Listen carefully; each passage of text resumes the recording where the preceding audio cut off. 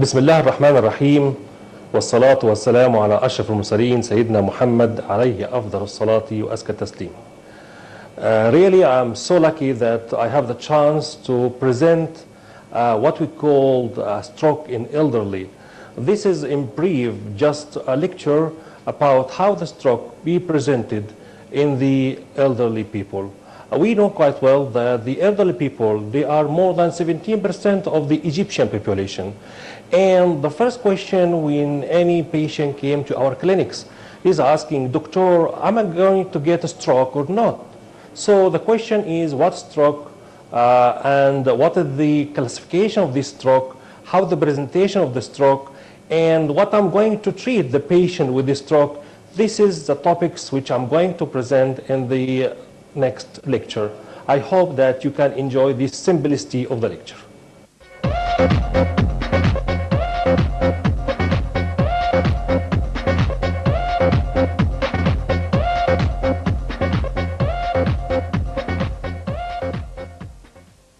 As we know that we are going to talk today about the stroke in the elderly, and the question is if the stroke is different from the young people to the elderly people or not.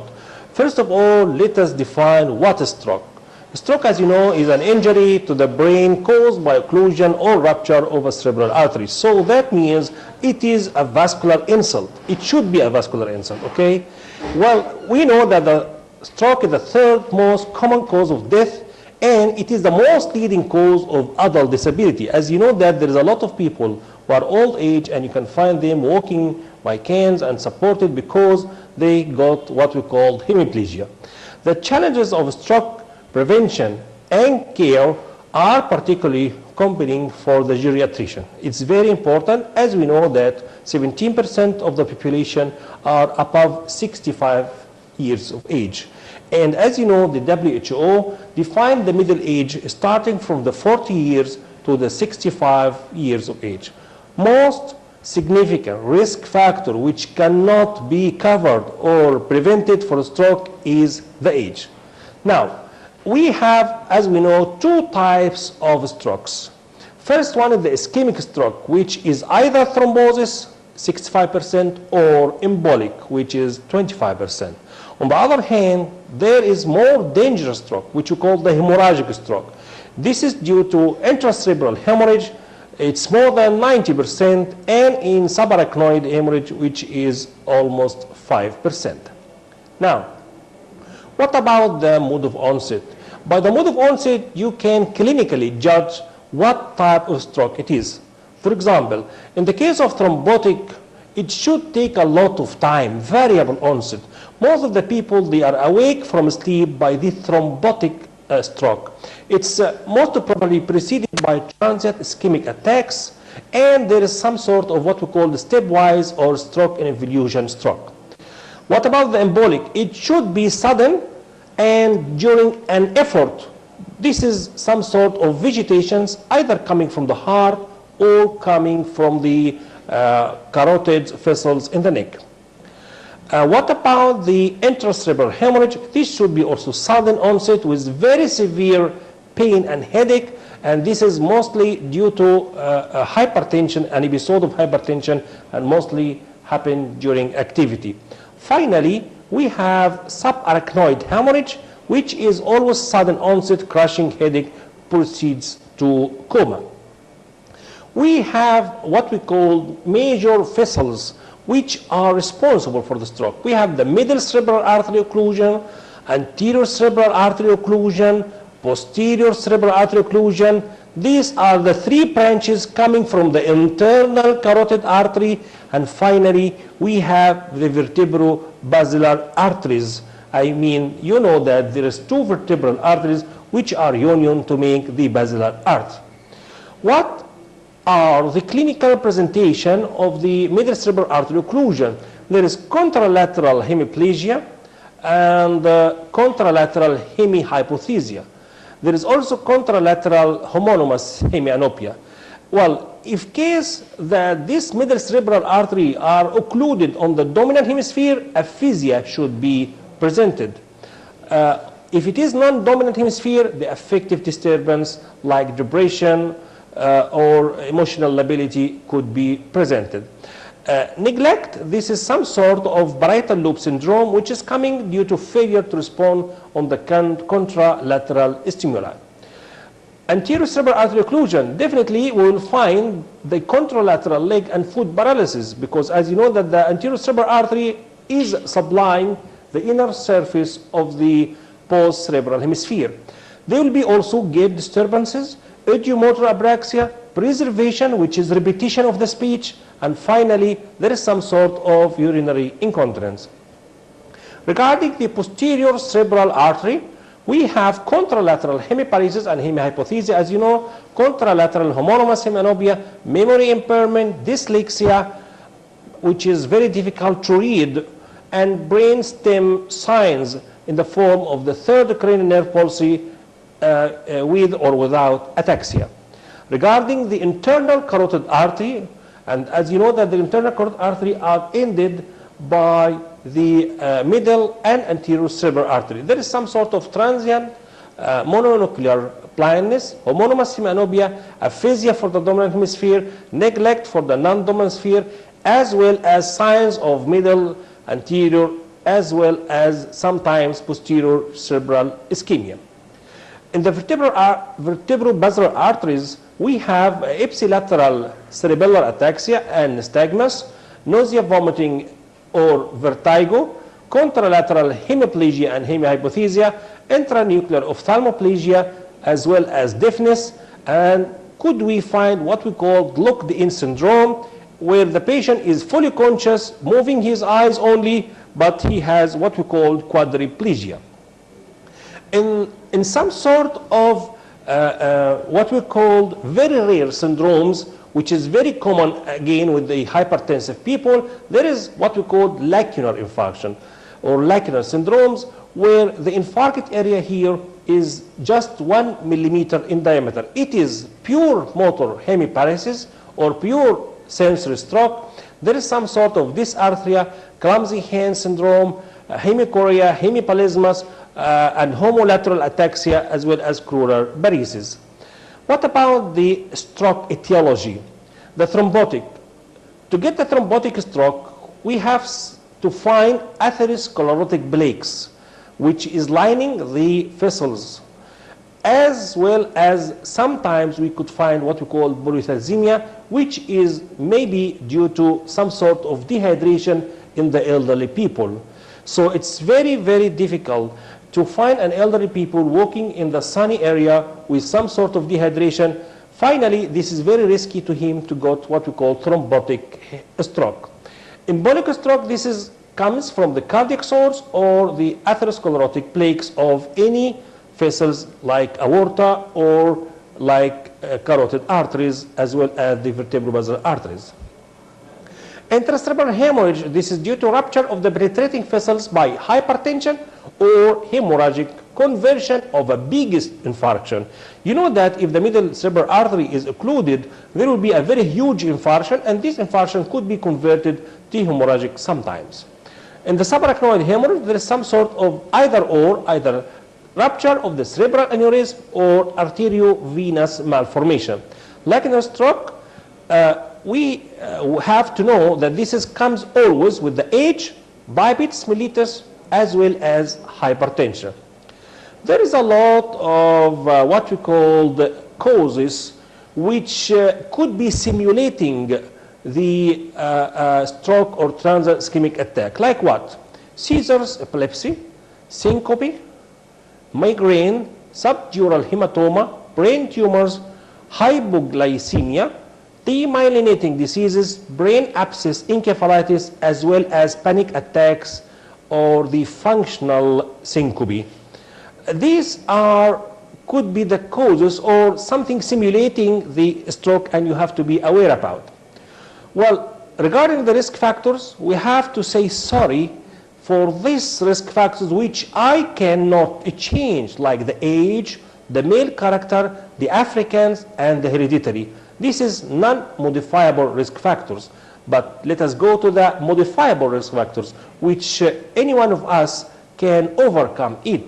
Hypertension gives 4 times risk factors than the normal population. arterial or AF, atrial fibrillation.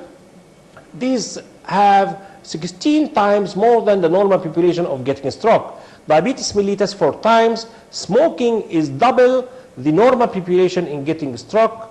Hyperlipidemia and physical inactivity, which is uncertain but sure it is modifiable risk factors. Other potential risk factors like atrial septal aneurysm, patent foramen ovale, aortic arch atheroma, anticardiolipin antibodies, chronic inflammation. These are other potential, but it's not common. Now let's go to the options for the primary prevention. Primary prevention, that means I have to prevent the stroke before coming. Before getting in a stroke, how could I care about it? We have to look for the coronary artery disease, hypertension, diabetes mellitus, hyperlipidemia, tobacco abuse, and obesity. If I can deal with these risk factors, I can prevent the stroke primarily. But the question is, can I use anticoagulation in the primary prevention or not? Well, from the cardiac source of emboli, stroke like AF, yes, sometimes we have to use warfarin to overcome primary prevention. In the people over 75 of years, the change or they are sharing in decreased risk of embolism. We don't find a lot of people above 75 having embolic manifestations. In the antiplatelet therapy with aspirin, 325 milligram daily, this will decrease the risk of a stroke with AF. And this is also, it's half the efficacy than warfarin. We know that there is some sort of a normal advice from the cardiologist as well as the neurologist that please, if you are above the age of 50, just keep once aspirin a day. This will keep the stroke away. Initial management of acute stroke. Well, we have to make, number one, rapid clinical evaluation to know what is this one. Is it a stroke, which type of stroke, and also to get the chance of the new modalities of the treatment, which is the thrombolytic therapy, which is called the actylase or the tissue type plasminogen activator, which should be used in less than 3 hours, and for the Italian, it's less than 6 hours. So this is what we call the critical time to use this thrombolytic therapy. Emergency ECG, chest X-ray, CBC, bleeding profile, ESR, arterial blood gases, all this should be done in the beginning. And it's very important to distinguish the hemorrhagic from the ischemic infarction as soon as possible. And this is done by urgent non-contrast brain CT scan as well as urgent interpretation for the CT scan. A diffuse weighted MRI and perfusion image, this also will detect the manifestations of ischemia within just 1 or 2 or 3 minutes in the territory which is still undergoing ischemia. Well, what about still the initial management of the acute stroke? The blood pressure should not lower less than 220 systolic and 120 diastolic, or heart failure in ischemia, in ischemic infarction. The blood pressure is very important to deal with, whereas in hemorrhagic stroke, please lower it to the average. The treatment of the hypoglycemia or hyperglycemia is very mandatory if it is more than 180 mg/cent. Oxygen for the hypoxemia and monitor for the cerebral edema and seizures. Stroke units, this is very new techniques which are used to save the lives and improve the outcome and the quality of life. These or they stroke unit, they should be used if available. What about the thrombolytic treatment? We have to make stroke recognition by either the patient, the family, as well as the emergency services. Well, the thrombolytic treatment should be offered if, number one, the diagnosis of acute ischemic stroke, so it can never be used in hemorrhagic stroke. Number two, the interval between the onset and the treatment is less than 3 hours. Well, suppose you don't know when the onset is, because sometimes this happens during sleep.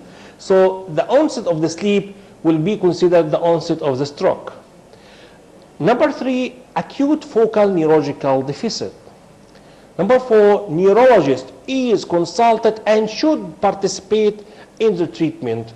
Finally, brain CT scan is obtained and interpreted by an expertise to tell that there is really some sort of ischemia.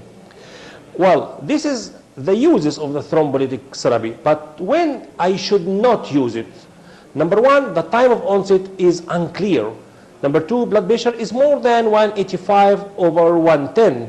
The CT scan shows an evidence of hemorrhage. Neurologic deficits improve spontaneously, like transient ischemic attack, and there is risk for hemorrhage. If you have, for example, a very big infarction of the middle cerebral artery occlusion, you cannot use this for the conversion of the hemorrhage. Transient ischemic attack diagnosis and management. This is as from just the title, transient, so it comes and go away immediately. They are warning signs of stroke. Management prevents disability and death. The rate of stroke after transient ischemic attack is 50% in the first 2 years. So each one got transient ischemic attack, he could expect in 50% of people a stroke within the first 2 years. 70% will happen in the first year. Risk is very high for the stroke in the first 10 days after TIAs. That's why if the elderly people got stroke, please send him for urgent evaluation. Diagnostic workup, well, this is based on the age, presentation, risk factors, intention to treat.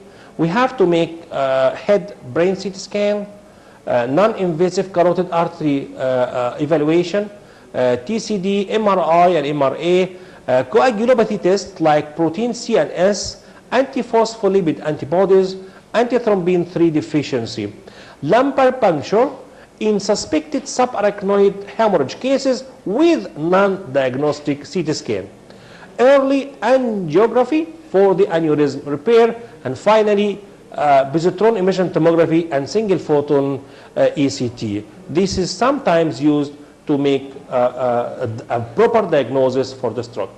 What about the role of anticoagulation? Well, preventing recurrent cardioembolic stroke.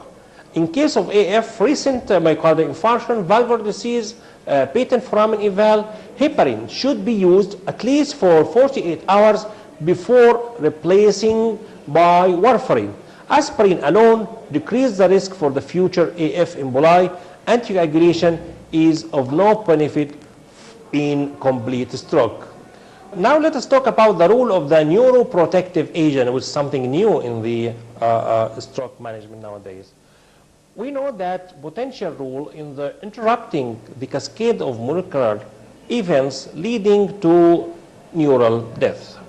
We sometimes using calcium channel blockers, glutamate antagonists, sodium channel blockers, glycine antagonists, opioid antagonists, antioxidants, as well as free radical scavengers. Little evidence in decrease the size of infarction and improving the outcome is just new in the research. What about the complication of acute stroke? We have deep venous thrombosis, pulmonary embolism, aspiration pneumonia, urinary tract infection, decubitus ulcer, and as you know that all these complications can be avoided by very good nursing care, and this is what we are stressed in the stroke unit. The nurse there should be what we call trained for caring about the stroke patients. Neurologically, there is some sort of cerebral edema, seizures, as well as hemorrhagic transformation. Brainstem herniation could be done in some cases and should be treated by hyperventilation, osmotic therapy, or even surgical decompression. Steroids definitely have no value and they are not effective in this ischemic brainstem herniation. What about the carotid end arterectomy? Yes, definitely there is a role for surgery. This decreases the risk of subsequent stroke, and it should be used in cases of confirmed stenosis more than 70%. But actually it has no benefit in patients with less than 50% stenosis. What about the cases between the 50 and 70%? This will be individualized decision should be given, and this depends on the ulcerated plaques. Definitely, this should be done in a very good, skillful center by expertise in surgical intervention of carotid endarterectomy. Well, are we going to do that for the elderly people or not? Well, let me tell you something which is very contradictory. You know that in the increase of the risk of the complication are always increased with the age. Other group of scientists said that, sorry, it is safe and it is effective as well as for the general population. Anyhow, in prohibited surgery, if it cannot be done, the treatment with antiplatelet agent should be carried out. What about the medical therapy? We have in the market nowadays antiplatelet agents like aspirin, and this will decrease 25% of the risk of subsequent stroke. The optimal dose, it's ranging from 30 milligrams to 1,300 milligrams. Sometimes we are using ticlopidine, like Ticlid, as well as clopidogrel. These two other platelet aggregates for the secondary prevention of stroke proved to be more effective than aspirin. Sometimes we are using warfarin for prevention is unclear. Dipyridamole and sulfasalazine has no effect. Rehabilitation, which is very important after stroke, there is great proportion of patients survive with substantial neurological impairment. The goal of rehabilitation is not to cure rather than to make some sort of adaptation for the functional handicap. To maximize function in the service of enhancing quality of life, we have to get the efforts from physicians, physical therapists, occupational therapists, as well as speech therapy. Mild deficits do not need a special rehabilitation service, whereas patients who are stuporous, immobile, cognitively impaired, or severely ill derive little benefit from rehabilitation. Success of rehabilitation efforts depends on neurological deficit, cognition, patient and family goals, social and psychological support. Age is not a factor for rehabilitation outcome. Now let us finalize by what we call depression after stroke. This is very, very important. You have to give a care about the psychological aspect of the patient. The mood disturbances are common due to physical and psychological factors. Depression plays a critical role in the patient's recovery. We know that the prevalence, it's 25 to 50% of stroke patients, they went into depression, which is sometimes underdiagnosed. Treatment with SSRIs like sertraline, paroxetine, and fluoxetine can be used. Delirium with agitation and emotional incontinence distress patient, family, and caregivers. Well, this is, as you know, this is just words about the stroke in elderly and how can I recognize and how can I deal with.